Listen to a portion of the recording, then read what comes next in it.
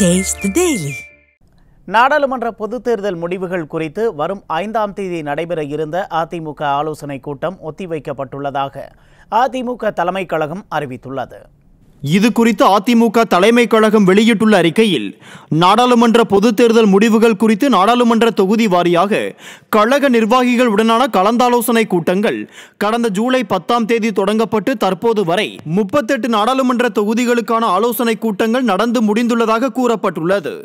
இந்த நிலையில் வரும் 8ஆம் தேதி நடைபெற இருந்த புதுச்சேரி, கரூர் ஆகிய நாடாளுமன்ற தொகுதிகளுக்கான ஆலோசனை கூட்டங்கள் ஒத்திவைக்கப்பட்டுள்ளதாக அதிமுக தலைமைக் கழகம் அறிவித்துள்ளது.